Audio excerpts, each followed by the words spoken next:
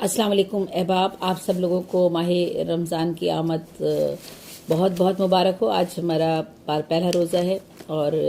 اللہ کے حضور ہم سب کی دل سے دعائیں ہیں کہ اپنے وطن کے لیے بھی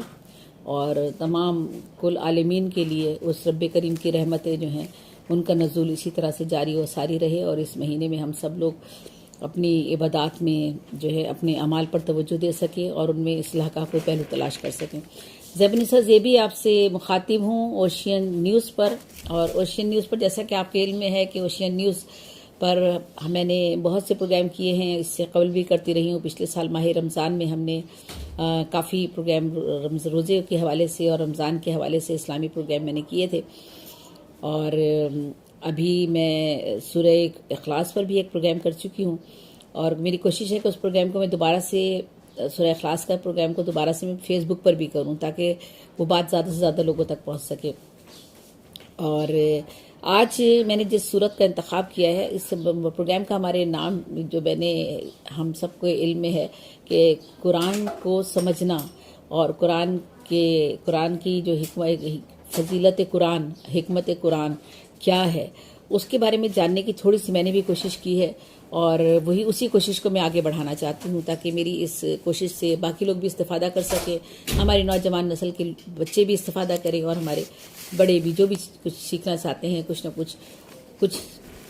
کچھ میں لوگوں سے سیکھتی ہوں، میں اسی کو آگے بڑھانے کی کوشش کرتی ہوں، جو میں اپنی کتابوں سے سیکھتی ہوں وہ بھی میں آگے بڑھانے کی کوشش کرتی ہوں۔ تو سورہ کوثر کی بات ہم کر رہے ہیں۔ سورہ کوثر جیسا کہ ہم سب کے علم میں ہے کہ قرآن پاک کی سب سے چھوٹی سورت ہے، سب سے چھوٹی سورت سورۃ الکوثر ہے، اور سورہ کوثر قرآن کریم کی 108ویں صورتوں میں سے ہے، 108ویں صورت میں سے ہے، اور 30ویں پارے میں یہ شامل ہے۔ 3 اس کی آیات ہیں۔ یہ مکہ میں حضور صلی اللہ علیہ وآلہ وسلم پر نازل ہوئی۔ کچھ لوگوں کا خیال ہے کہ یہ مدینے میں نازل ہوئی، لیکن زیادہ تر جو اس کے بارے میں تفصیل ہے وہ مکہ ہی کے حوالے سے ہے، تو یہ مکی صورت کہلاتی ہے۔ میں اس کی تفصیل میں نہیں جا رہی، اور یہاں صرف میں نے اس لیے یہاں وضاحت کر دی تاکہ کچھ لوگ اگر ان کے ذہن میں یہ بات ہو تو کلیئر ہو سکے کہ مجھے اس بارے میں علم ہے۔ اور سورہ کوثر کی وجوہ نزول کے بارے میں جو ہے وہ ہمارے ایک امام ہیں محمود الواسی، وہ اب اپنی تفسیر روح المعانی میں کہتے ہیں کہ جمہور کے یہی ہے کہ عاص بن وائل اور دیگر دشمنان رسول حضور کے صاحبزادے کے وصال کے بعد وہ کہا کرتے تھے کہ بس پیغمبر اسلام صلی اللہ علیہ وآلہ وسلم کی نسل ختم ہو گئی ہے اور وہ بے نام و نشان ہو گئے ہیں۔ یہ صرف اتنا سا بیان نہیں ہے، بلکہ نہ صرف عاص بن وائل بلکہ اور بھی بہت سارے لوگوں کے نام ان میں شامل ہیں جنہوں نے حضور کے صاحبزادے عبداللہ کی وفات پر جشن منائے، خوشیاں منائیں، اور دوڑ دوڑ کر لوگوں تک خبریں پہنچائیں اور یہ کہا کہ لو آج حضور کی نسل ختم ہو گئی ہے۔ تو اس وقت یہ صورت یہ نازل کی گئی اور فرمایا کہ محبوب تیرا دشمن بے نام و نشان ہوگا، اے میرے محبوب تیرا دشمن بے نام و نشان ہوگا، سورہ کوثر میں فرمایا گیا، اور یہ صورت نازل کر دی گئی۔ تمہارا دین اور رسالت اور نبوت قیامت تک قائم رہیں گے۔ تو اس وقت کیا فرمایا گیا کہ جو صورت نازل ہوئی وہ تھی سورہ کوثر، اور اس میں کہا گیا کہ اے میرے محبوب تیرا دشمن بے نام و نشان ہوگا، تمہارا دین اور رسالت اور نبوت قیامت تک قائم رہیں گے۔ یعنی اللہ کی جانب سے اس صورت کے توسط سے دشمنان رسول اور دشمنان اسلام کو جواب دینا مقصود ہو گیا تھا، اور یہ صورت اسی لیے نازل کی گئی۔ اس قرآن کی سب سے چھوٹی صورت، جیسے کہ میں نے بتا ہی دیا ہے، سب سے چھوٹی صورت ہے یہ۔ اس میں پہلی آیت میں 10 حروف ہیں، اور دوسری آیت میں بھی 10 حروف ہیں، اور تیسری آیت میں بھی 10 ہی حروف ہیں، اور پوری صورت میں جملہ الفاظ بھی 10 ہیں۔ اس صورت کی تمام آیات کا اختتام رے یا را پر ہوتا ہے، اور جو کہ حروف ہجا میں یعنی ہجوں میں ہجے جب ہم کرتے ہیں تو حروف ہجوں میں جو ہے 10واں حرف شمار ہوتا ہے۔ آپ یہ دیکھیے کہ اس صورت میں جو 10 کا عدد ہے اس کی حقیقت یہ ہے کہ وہ ذی الحج کے مہینے کا 10واں دن ہے، جس میں کہا گیا کہ بس نماز پڑھو اور قربانی کرو، وہ دراصل قربانی کا ہی دن ہے۔ قرآن مجید کی وہ صورتیں جو صرف رے پر اختتام پذیر ہوتی ہیں ان کی تعداد 10 ہے، جن میں سورہ کوثر سب سے آخری صورت ہے۔ سورہ کوثر کا عددی معجزہ دیگر پورے قرآن کے عددی نظام کے مطابق جملہ الفاظ بھی 10 ہیں۔ اس صورت کی تمام آیات کا اختتام رے یا را پر ہوتا ہے، اور جو کہ حروف ہجا میں یعنی ہجوں میں ہجے جب ہم کرتے ہیں تو حروف ہجوں میں جو ہے 10واں حرف شمار ہوتا ہے۔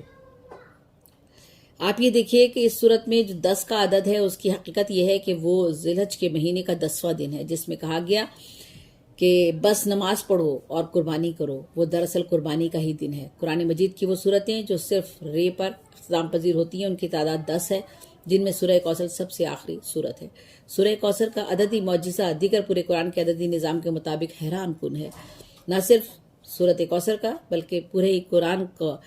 میں ہم جہاں جہاں عددی نظام کے حساب سے اگر بات کرتے ہیں تو عقل دنگ رہ جاتی ہے، اور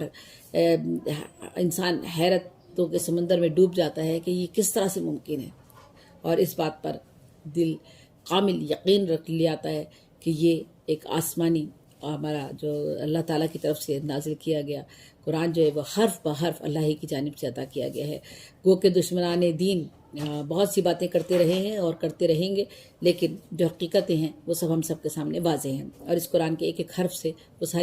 ساری حقیقتیں ہم سب پر آشکار ہیں۔ اس سورت کا نام کوثر اس کی پہلی آیت سے ہی لیا گیا ہے، چونکہ پہلی آیت میں لفظ کوثر استعمال کیا گیا ہے، اس لیے اس کی پہلی آیت میں سے ہی اس کا نام کوثر لے لیا گیا ہے۔ سورہ کوثر کے اگر مضامین کی بات کی جائے تو اس صورت میں خدا کے احسانات یعنی اللہ تعالیٰ کے احسانات کے سائے میں دشمنان اسلام کی ناکامی کا تذکرہ کیا گیا ہے۔ یعنی اللہ تعالیٰ جس کو چاہے اس کا کرم، اس کی مہربانیاں، اس کے انعامات، وہ اپنے اس سے فیضیاب انسان ہو سکتا ہے صرف اللہ تعالیٰ کے راستے پر چلنے سے اور صالح اور نیک عمل اپنانے سے۔ تو یہاں تو بات ہو رہی ہے محبوب خدا کی، تو جب محبوب خدا کا ذکر آ جائے تو ایسی صورت میں اللہ تعالیٰ کے جو احسانات ہیں اور تو وہ جو اس کے کرم فرمائیاں ہیں ان کا تو تذکرہ ہی کیا کیا جائے، وہ ان کی کوئی حد مقرر نہیں ہے۔ اور اس صورت میں جو ہے دشمنان اسلام جو تھے اور جنہوں نے حضور کے ساتھ دشمنیاں کی ان کی ناکامیوں کا تذکرہ کر دیا گیا ہے۔ پہلا نقطہ تو یہ ہے کہ پیغمبر اسلام حضرت محمد صلی اللہ علیہ وآلہ وسلم پر خدا کے اللہ تعالیٰ کے بے شمار احسانات ہیں۔ دوسرا نقطہ یہ ہے کہ خدا کے انعام و اکرام اور اس کی محبت، اس کی قربت، اس کا لطف و اکرام کے مقابلے میں پیغمبر اکرم جو ہے ہمارے حضور صلی اللہ علیہ وآلہ وسلم جو ہے ان کے وظائف جو ہیں ان کا تذکرہ کیا جاتا ہے۔ تیسرے نقطے میں پیغمبر آخر الزماں حضرت محمد صلی اللہ علیہ وآلہ وسلم کے دشمنوں کو ناکامی کا ذکر کیا جاتا ہے۔ پیغمبر اکرم کے وظائف سے مراد یہاں پر یہ ہے کہ پہلا وظیفہ عبادت اور خدا کی بندگی، دوسرا وظیفہ اپنے بہترین اموال یعنی مال سے قربانی دینا، یہ دوسرا وظیفہ ہے اس کا، اور یعنی قربانی دینا کس میں سے؟ جو بہترین آپ کا مال ہے اس میں سے آپ قربانی دے، یعنی اس کو لوگوں پر خرچ کرے، صرف کرے۔ اور اسی کے ساتھ جو 10ویں ذی الحج کی قربانی کا بھی تذکرہ ہمیں اس میں ملتا ہے، یعنی قرآن قربانی کرنا اور ذی الحج کی 10 تاریخ کا تذکرہ بھی اسی صورت میں ہمیں دیا گیا ہے۔ یوں تو پورے کا پورا قرآن ہی شان اعجاز اور علم و عرفان کا ایک وسیع جہان رکھتا ہے۔ قرآن کریم کا ایک ایک حرف ایسے حساب کتاب سے اپنی اپنی جگہ پہ ہے کہ انہیں آگے پیچھے کر دیا جائے یا رد و بدل کرنے کے بارے میں سوچ بھی لیا جائے تو تمام حساب کتاب درم بھرم ہو جاتا ہے۔ اس لیے اللہ تعالیٰ نے فرمایا کہ ہم نے اپنے بندے پر جو کچھ نازل فرمایا اگر تمہیں اس میں کوئی شک ہو تو اس جیسی ایک ہی صورت لے آؤ۔ صرف ایک ہی صورت دیکھیے گا، قرآن پاک کا معجزہ دیکھیے کہ قرآن پاک شروع سے لے کر آخر تک 30 پارے اس قرآن پاک کے، اور اس میں کہا گیا کہ جس طرح سے وہ ترتیب دیا گیا، جس طرح سے وہ اللہ تعالیٰ کی طرف سے آیا ہے ہمارے پاس اور حضور صلی اللہ علیہ وسلم پر وحی کی صورت میں نازل ہوا ہے، اس میں کہیں بھی کسی کو بھی اگر شک کی گنجائش ہے، دشمنان اسلام کی بات ہو رہی ہے یا جن کے دلوں میں ذرا سا بھی شک آ جاتا ہے تو وہ بہت ہی عالم فاضل ہو اور کہتے ہو کہ جی قرآن جو ہے وہ قرآن کی کسی بھی صورت پر یا آیت پر اگر آپ کے دل میں کوئی شک پیدا ہو جاتا ہے تو جاؤ ایسی ایک ہی صورت بنا کر لے آؤ، نہ کہ پورا قرآن۔ تو یہ خود قرآن کریم میں فرمایا گیا ہے۔ حیران کن بات یہ ہے کہ پورے قرآن میں جس عددی مناسبت کا نظام برتا ہوا ہے ان میں جو ہے قرآن پاک کے آیات، الفاظ و حروف میں تعلق، یعنی الفاظ و حروف میں ایک ایسا حساب و ترتیب نظر آتی ہے جو رب کریم کی اس کتاب کا جو وحی کی صورت میں حضور پر نازل ہوئی خود ایک مکمل دلیل کی شکل میں ہمارے سامنے موجود ہے۔ اس حوالے سے تو اگر بات کی جائے اور دلیلیں دینے کا ذکر کیا جائے، دلائل کا ذکر کیا جائے، تو پورے قرآن کا تجزیہ کرتے ہوئے بہت سی باتیں سامنے لائی جا سکتی ہیں اور بتائی جا سکتی ہیں کہ کس طرح سے اس میں عددی نظام کو جو ہے وہ برقرار رکھا گیا ہے۔ یہ ایک الگ موضوع ہے، اس پر انشاءاللہ اللہ تعالیٰ نے مجھے زندگی دی تو میں آپ لوگوں تک اس موضوع پر بھی گفتگو کروں گی اور آپ لوگوں تک اس موضوع کے بارے میں تفصیلات پہنچاؤں۔ سورہ کوثر کی تفسیر کی اگر بات کی جائے تو اس کے جیسے کہ معنی ہیں بہشت، تفسیر میں، اور اس کے معنی کی اگر بات کی جائے تو کوثر کے اردو معنی ہیں جنت، بہشت کی ایک نہر، چشمہ یا حوض کا نام، آب کوثر یعنی کوثر کا پانی، اور کنایتاً اگر کہا جائے تو اس میں خیر کثیر، ٹھیک ہے۔ اور ایک اور معنی بہت زیادہ مراد ہے کثرت اولاد، بے اولاد کے مقابل بہت زیادہ اولاد کا ہونا۔ اور کوثر کا اصل جو ہے وہ عربی ہے، موضوعات کنایتاً ہیں اس کے، اور اشتقاق اس میں قصر ہے۔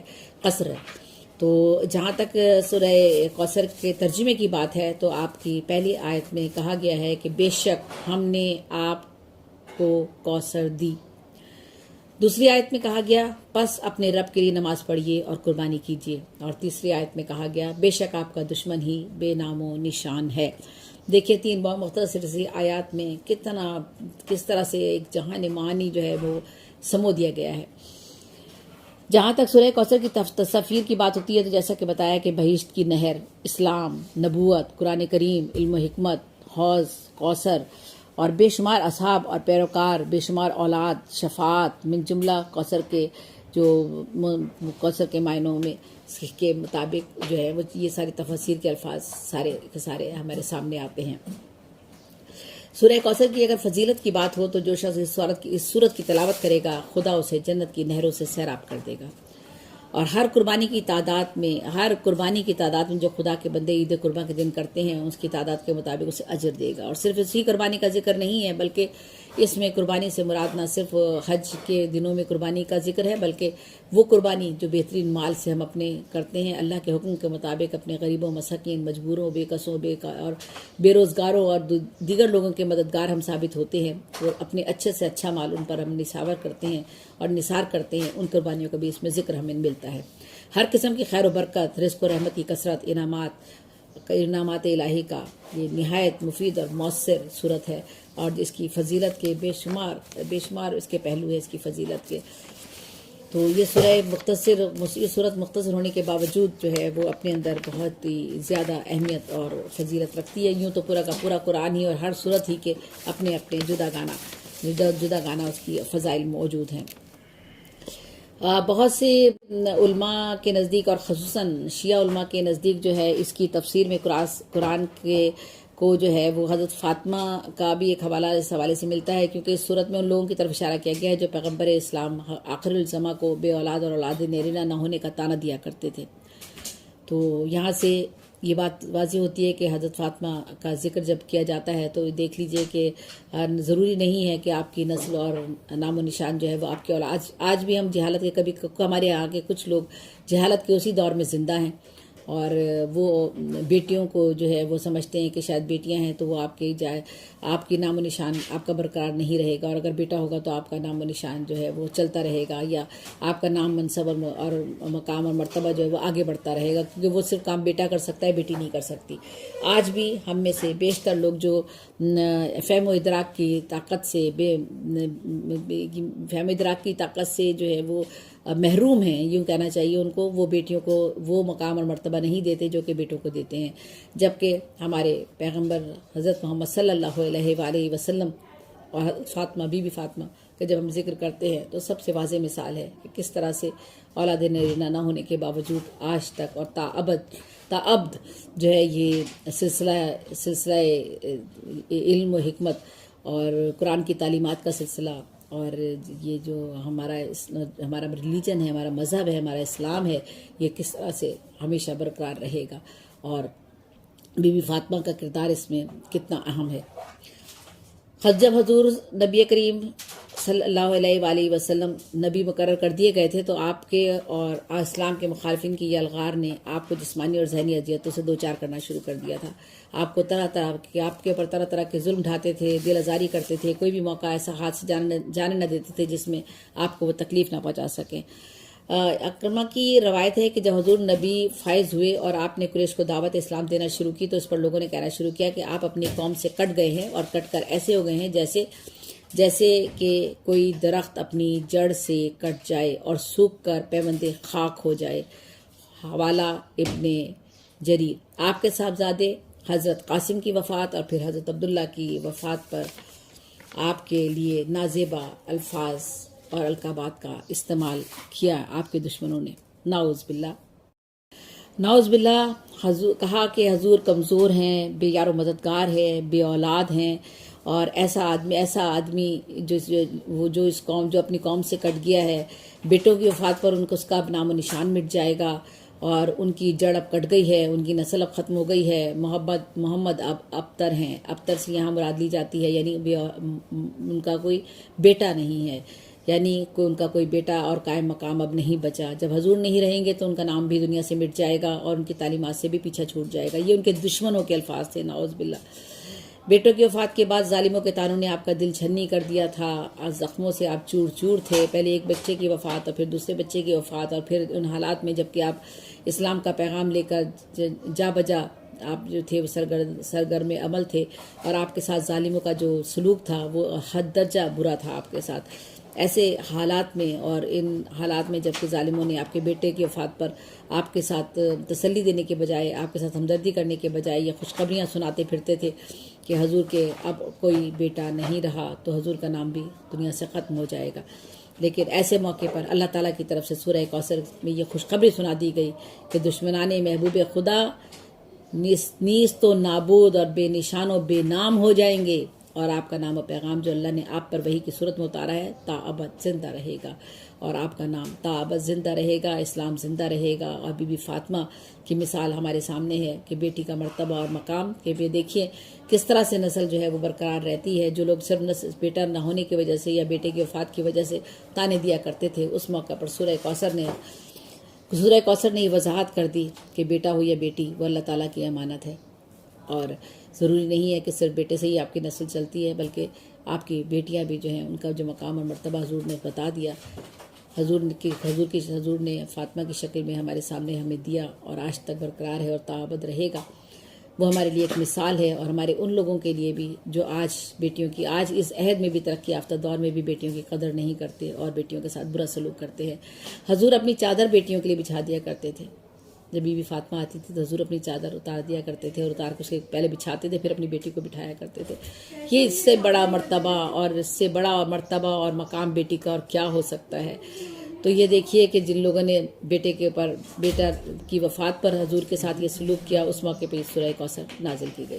بہت شکریہ، بہت نوازش، بہت آپ لوگوں کی ممنون و مشکور ہوں کہ آپ مجھے تھوڑا سا وقت دیتے ہیں، میں آپ لوگوں سے گفتگو کرتی ہوں، اپنے جو تھوڑا سا علم مجھ تک پہنچتا ہے اس علم کو میں تھوڑا سا آگے بڑھانے کی کوشش کرتی ہوں۔ میں شیر امان صاحب کی بہت ممنون و مشکور ہوں، ان کا چینل ہے اوشین نیوز، اس کے اوپر میں اس چینل کے لیے میں کچھ نہ کچھ معلومات آپ لوگوں تک پہنچانے کی کوشش کرتی ہوں، کسی بھی حوالے سے ہوں، خواہ وہ انگلش لینگویج کی کلاسز ہوں، اسلامی موضوعات پر لیکچر ہوں۔ رمضان کے مہینے میں نے بہت سے لیکچر دیے تھے، پچھلے سال بھی، اور اس سال بھی انشاءاللہ کوشش کروں گی کچھ نہ کچھ باتیں کر سکوں آپ لوگوں کے ساتھ۔ اس دفعہ میں نے قرآن کو سمجھنے کی، قرآن فہمی کی طرف میں آئی ہوں، اور میں چاہتی ہوں کہ میں خود بھی اس میں سے کچھ تھوڑا بہت سیکھوں اور آپ لوگوں کو بھی سکھانے کی کوشش کروں، یا آپ لوگوں کو بتانے کی کچھ کوشش کروں۔ ہو سکتا ہے جتنی میں نے گفتگو کی ہے اس میں سے صرف چند جملے ہی اگر آپ کے ذہنوں میں رہ جاتے ہیں تو وہ بھی میرے لیے سمجھتی ہوں کہ ہمارے لیے بہت اہم ہوں گے۔ اللہ حافظ، اللہ نگہبان، سے اپنی سرزیبی کو اجازت دیجیے۔ پاکستان زندہ باد، اور اسلام کا پرچم سربلند رہے، زمین کے چپے چپے پر ہم یہ نظام جو ہے وہ نافذ رہے، تا ابد تا قیامت انشاءاللہ رہے گا، اور یہی میرے رب کا پیغام ہے، یہی میرے حضور کا پیغام ہے۔ اللہ حافظ، اللہ نگہبان، سے اپنی سرزیبی کو اجازت دیجیے۔